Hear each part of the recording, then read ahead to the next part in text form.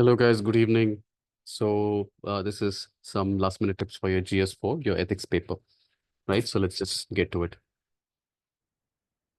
Okay. See, with regard to ethics in comparison to your GS3 that you would be writing in the morning, I think ethics is relatively on the easier end. It is not completely driven by your memory or what you have studied. I'm sure that any question that is basically thrown at you, most likely you will be able to form an answer to it. The only thing is that you have to do the thinking in that exam hall, right? So that is the main thing. It requires just for you to be able to sort of execute your best. Okay, it requires a little bit of planning. Now you have part A and you have part B. See, one of the things I'll just remind you.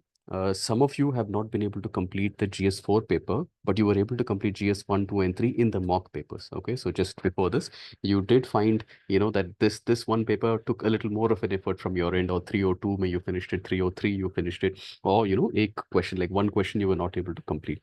One thing that you really want to keep in mind is that these two parts are not necessarily equal, right? In what way?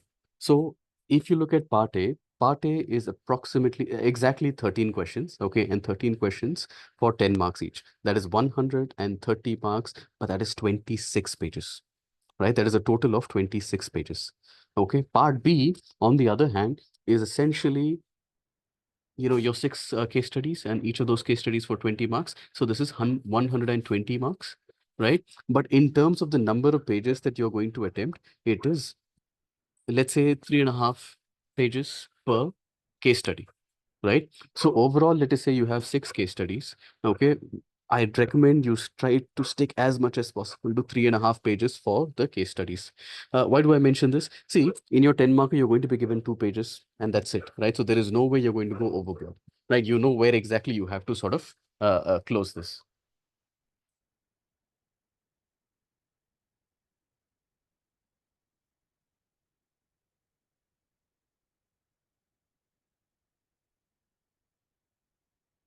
चली जाएगी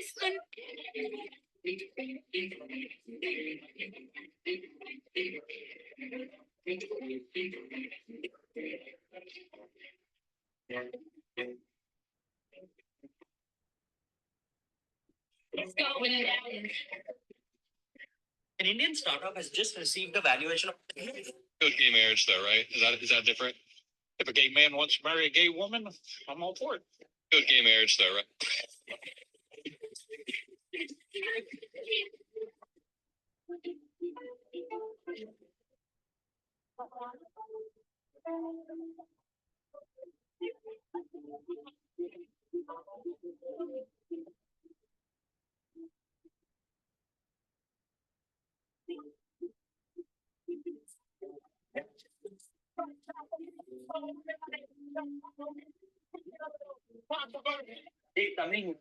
Ready?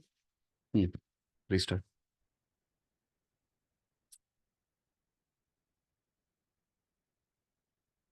Right? So they're going to give you, for those 13 questions, overall 26 pages, you're going to write 26 pages. But for the case studies, there are occasions in which they've actually provided you with a lot more than that, right? So they've actually provided you 5 pages, 6 pages, right? So you have to be very clear what is something that you can actually be able to complete with equal quality, okay, equal amount of time, yet doing justice to those questions. 3.5 pages is basically what you have practiced. Okay, try as much as possible not to go overboard, right? Now, I would say 4 pages, maybe, okay, and that is only for specific students. Either your font size is much larger or probably you have, supreme speed, right? But, avoid it as much as possible. I'll tell you exactly why. Now, if you do the math here, if you're looking at in paper, the part A, if you're looking at 26 pages, then you might think that, hey, I have that ability to write 50 pages. So approximately 24 pages, okay, is something that I'll be able to handle. But one thing that you want to keep in mind, okay, that the case study is long, right? You have to read a whole case study, and it's a huge paragraph, possibly even as long as like half a page, three-fourth of a page. A lot of characters will be there, so essentially what could happen is that you may also have to sort of factor in the time to read it and the time to sort of reread it, right? Because you're not going to be able to retain every bit of it when you write the case study, so you're going to revisit the question multiple times. So that is the reason I'm saying that 4 pages, if you're writing it 24, okay, you're not counting for the amount of time that is going to take for you to be able to sort of digest the case study. right? So 3.5 pages, you can still do great amount of justice. You feel like you have more to offer, but I would still suggest that, try to stick to 3.5 pages as much as possible. So let us say that you have reached 3.25. Okay, immediately start focusing on the conclusion. Or let's say you have reached 3.5, okay, and you just sort of like close up your idea, just go for the conclusion, right? Do not feel the need to give more, right? So, especially in your very first case study is basically where you tend to go wrong, because, you're writing it and you're not factoring in, by here, I should be able to sort of like wrap it up. Okay, I feel like I have not been able to do justice to all the parts of the question, right? So you be very, very careful with the very first case study. Okay, try to keep it to 3.5 pages approximately. Anything above that, you're going to be really pressed for time in other parts, right? So net if you see this here, the case study, since it is 120 marks, the other part is 130 marks, right? You want to be able to finish this in approximately 125 minutes, 126 minutes max, right? Give yourself that extra bit of cushion, right? So for even to write one side, it's going to take you approximately 7 minutes if you're writing at UPSC, at UPSC speed, right? So in 90 minutes, you will be able to write 125 marks, right? Half the paper. You still have one extra side to write. Okay, so you need 3.5 minutes somehow. So you do not want to be pressed for time. So try to keep that extra, 3, 4, 5 minutes as much as possible for you to not be able to, for you not to have that, situation where you are going to be, really pressed for time and have to compromise on a question.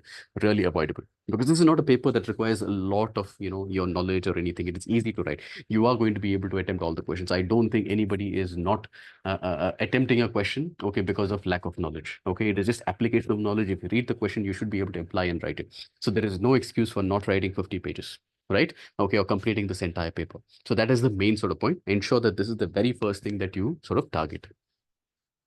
Next thing, see, with regard to the case studies, right? So case studies are relatively on the easier end, but a few things to just keep in mind.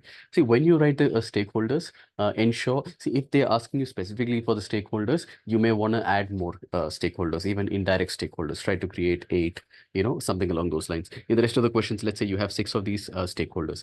You ensure that the course of action after your analysis, after your merits and demerits of different sort of options that are available, okay, from in ethical perspective, right? When you go to the course of action, ensure that all the stakeholders issues have been handled. For example, let us say that, you have given, let's say, the sexual harassment case. You have the manager, let's say you have the female employee, you have the boss, let's say the reputation of the company, right? All of these things, the internal complaints committee, all of these things, whoever you have mentioned, ensure that, when you're dealing with it, your answer is in sync with every single stakeholder, right? So the boss, whatever has to be, okay, ensure that that is covered. Similarly, you also explicitly create a point to deal with the reputation of the company if that is one of the stakeholders that you have mentioned in your, your the stakeholders that you have written here. Right. Okay. That is that. Let's say you're going to go with course of actions. So try to find some way of categorizing, what should be the process. Either it should be chronological order. Pehle, I will do this. Secondly, I will do this. Or you can even take the stakeholders and ensure that for each stakeholder, what should be the right course of action. Right. So, for instance, in order to ensure that so and so person is, gets immediate relief, all these kind of things, you just ensure that, whoever you have mentioned, try to provide, what is going to be done in order to sort of like give them some amount of, whatever solution for the problem that is there, right? Or even better is that if you can just categorize them as immediate measures, okay, medium term measures and long term measures, right? So a good way to think about your immediate, medium and long term measures, just to refresh your memory. See, the actual solutions are going to be your medium term measures. Okay, the actual solutions are going to be your medium term measures. Okay, so what would be your short term measures? See, the short term measures are not necessarily the solution. Like nothing gets done in the short term. What exactly is the short term for? Let's say that there is a case of, let's say, a child, or child labor related case, or an old woman not getting the services that she's supposed to get because of some corruption, right? The first thing should be to ensure that there is immediate relief to whoever the party is, right? So that is not the time to say that I'm going to form a committee and there should be a committee. They should basically look at both sides. Yeah, there is a old woman or old person who is basically suffering by not getting those services. Okay, and probably the life depends on it. Maybe it is food, maybe it is PDS, right? Similarly, if child labor, right, let's say that a child is basically suffering, and in a factory, right? If that is the question, the first thing should not be that I will come back and set up a committee and then we will do. Okay, those things could be, those are the solution, but that is more of a medium term thing. The first thing is to provide some amount of relief to that child. Take that particular child. Should it be the CVC, CWC? Like, where exactly would you place that particular child? If you leave that child there, okay, the child could disappear tomorrow. Okay, could be sent back to wherever the child is from, or it could be, they might be able to, sort of like create some sort of, a fictitious relationship. The owner ka bete ka uska, all those kind of things. Or it could be that they would probably resort to harassment, intimidation, and threat to that particular child or their parents and whatnot. Right. So the first thing is to de-escalate the situation.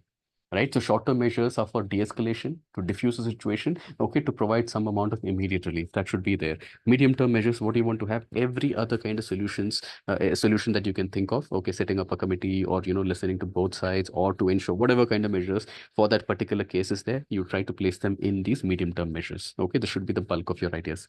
And then finally, you can even have these long-term kind of measures. Right. So when you look at the long-term kind of measures, you would basically see that long-term measures are more of any sort of policy changes, or legislation, or it could be in terms of let us say awareness and education, all those kind of things, right? So these are all the things that you could possibly do in the long term. This is just a sample that I've given you, from an answer, right? But just to give you like how exactly you would want to sort of structure your answers.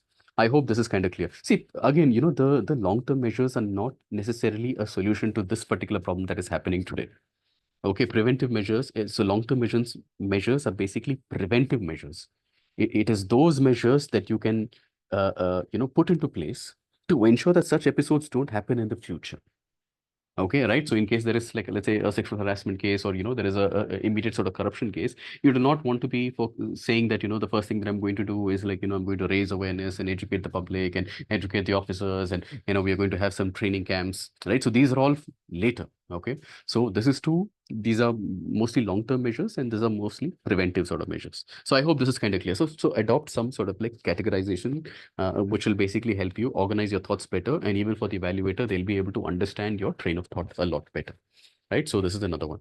Similarly, with regard to the case studies, now I'm sure that you will be able to handle most of the case studies in an ethical manner, right? But you also try to, again, go through the value addition from your round one, okay, of the case studies.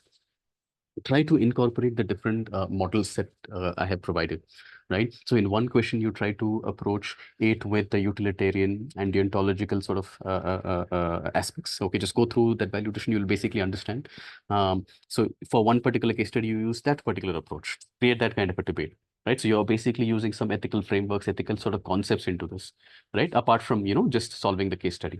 Similarly, in some you try to go with your virtue ethics, Aristotle's ideas, right? So that could also basically add some value, right? So apart from the usual case study, just decide, once you go through the case study, okay, so this is the particular theme, okay, what can I use where, right? So most of your case studies don't necessarily look the same, right? I hope this is kind of clear, right? So if you can bring all of these things, if you can, conclude or, write an answer by justifying your decision using a blend of these kind of theories, okay, it will show how you're basically balancing different kind of principles with different kind of outcomes, okay, how you're basically trying to ensure fairness, uphold moral integrity, okay, using these kind of theories as well. So this will basically give you a little more of a structured approach, okay. And show that you can arrive at a well balanced and well justified solution as well, right? So this is something that you could essentially do as well, right? So just decide key where are you going to use what. Okay, similarly, again, you try to incorporate some of the quotes, John Stuart Mill, right? The greatest good for the greatest number, right? Similarly, Ralph Nader basically, he basically contested for the president of the US. Okay, on the third party, not the Republican, not the Democrat. Okay, on a ticket called the Green Party ticket. Okay, that's a third. Generally we don't think we don't know about that, but he's an important personality with regard to the US politics. In fact, he's the one who made the seat belt in the cars mandatory. Okay, he is the one that basically came out with, if you're having this car industry, you should also ensure that there is a certain, safety framework that has to be adopted, right? For instance, if there is a turning of so and so, if the bank, if the angle is so and so, your car should still be able to sort of manage that. Unless it passes those safety checks, it is not going to be released. Okay, and of course, it's you guys can read on it. But anyway, so you can use these kind of topics. So let us say he's saying that, there should be certain standards for leaders, right? So this is basically using the precedence framework. Precedence basically is that, let us say that if it is not me today, let us say I take this particular measure, in the future, in similar circumstances, if every leader takes the same sort of measure, will the society be a better place? Right, so you're applying certain kind of concepts, certain kind of frameworks in these. If you can incorporate all of these things into your answer, it is an easy way to basically differentiate yourself. Now again, all of these things are after, you have, the ability to complete the paper, to address the demand of the question, all of these things, right? So pehle, it is definitely that. Okay, but incorporating all of these things, because you have practiced this, okay, you worked on this for quite some time, this is going to sort of like be that extra, that the brownie points that you can get. Okay, along with this thing, ensure that you're also incorporating a lot of these current related aspects as well into your answers. Where is it?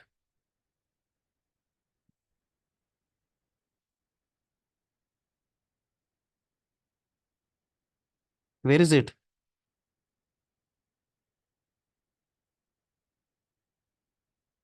Where is the message that we sent to the students when I said integrate all of this in your answers?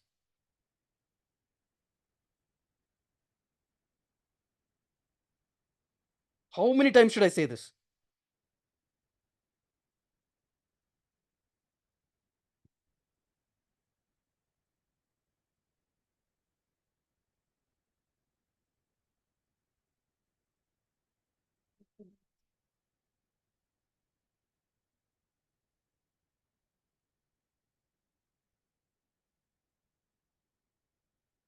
Hmm.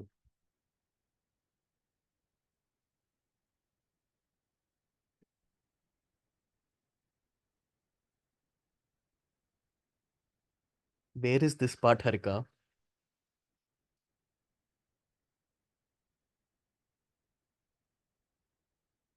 When we sent the papers, assignments, tests, we send something to them now. Where is that?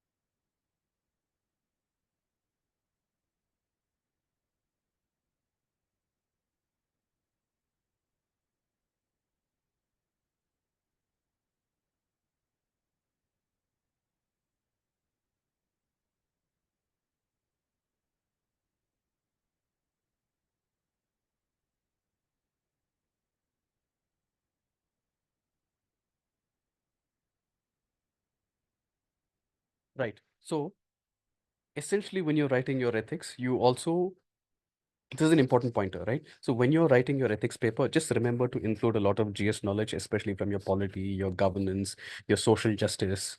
All of these things will ensure that your answer is basically grounded in a little more of reality and practical elements as well. Okay, when I say practical, I'm not saying that you want to sort of compromise on the ethical aspects.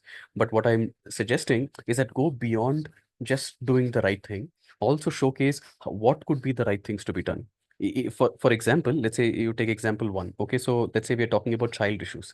You try to bring in POXO, you try to bring in Kailash Satyarthi, try to bring in articles from the fundamental duties, fundamental rights, DPSPs, preambles. Okay, try to bring in legislation, policies, statistics, all of these things into your answer. Okay, now this could be in your part A, it could also be in your part B.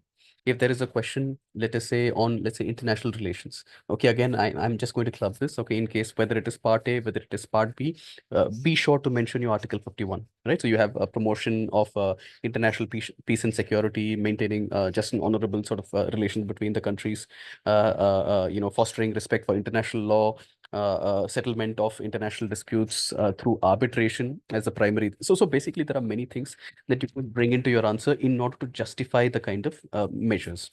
Right. So include relevant current events, into your introductions, into your conclusions, from your international relations value add as well.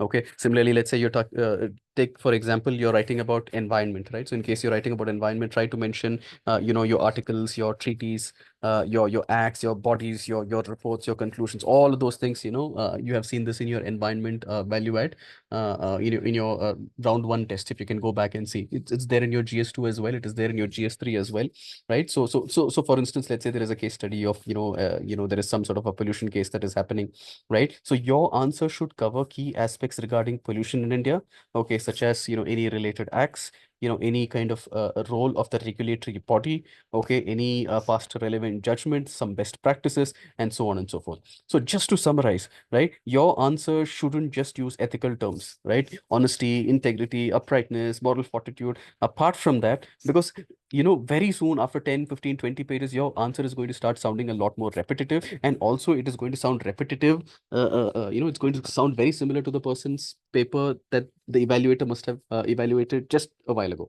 You got it, right? So you want to differentiate yourself. So you should also include real practical solutions, the actual responsibilities, the responsible bodies, the standard operating procedures that are generally used, the relevant acts, the regulatory bodies, the best practices, all these things in order to show a deeper awareness of how to address these issues. Okay, and how exactly it is generally addressed in the real practical world, right? So keep all of these things in mind while writing those answers. Okay, final pointer again, go through your value addition, especially with regard to the conclusions. Okay, use all the quotes that I've given. Okay, also try to link it to the relevant constitution articles. Completion of this particular paper has been the most challenging amongst the rest of the GS papers. So you might have to have the same speed that is probably required for maybe your optional paper itself. Be very, very strong in your beginning. Do speed writing. If possible, in those 1.5 hours or 2 hour break that you have, you try to write a little bit so that your mind gets into, it basically transitions from your GS3 mode all the way to ethics, right? Generally, one of the things, some of you basically have this habit of writing a case study before you write this. If that is the case, great. Okay, you can go ahead and do that. In fact, you could even write part A kind of question as well. In fact, you could even do it today. Okay, before the exam itself. Okay, just to just be ready for it, right? So it'll always make you get that good feeling. Another thing is ensure that you complete the paper, right? This is a paper where most likely you're not going to have a question that you would define as a bouncer, right? It could be there in other papers, but GS4 is generally not a bouncer. It's a simple sort of question, but it depends on your application, how you apply, how you read, understand, and then apply, right? So there is no reason for you to be able for you to not attempt a particular question. So again, go back to the timing methodologies, right? So timing sort of frameworks, right? Part A is going to take you slightly more time because it is 26 pages, right? And in your part B, you're not going to be, it's very difficult to complete 24 pages. It's not like the other GS papers because the case studies require a lot out of you. Okay. And it is not just reading, 3/4 of a page, right? It probably requires multiple readings, right? So try to keep it to 3.5 pages. So 3.25, somewhere there. By then, you make all the points that you want. Don't just end abruptly. You ensure that before that itself, you pack all the points, right? You want to have a high point density here as well, right? So for instance, if you take three options, you try to provide 4 to 5 merits and demerits. Do not write full sentences because you will not be able to do it. Okay, but you can try to keep it in very, very short, 3 words, 4 words, five. That should more than suffice. But try to have a good amount of merits and demerits for those options because that is the depth, that is the analysis that you're providing. So you don't want to compromise on that. So when I say try to finish in 3.5, doesn't mean write less. Okay, whatever you want to say, try to pack it within those 3.5 pages, including the conclusion. If you can do that, you'll have sufficient time for your part A and nothing is going to get compromised. And then you will be able to complete. And if you can give that completed paper, that is your last 50 pages of those 200 pages. And I'm sure that, you'll be satisfied with, your fight in those 200 pages. So with that, all the very best and do your best. All the best.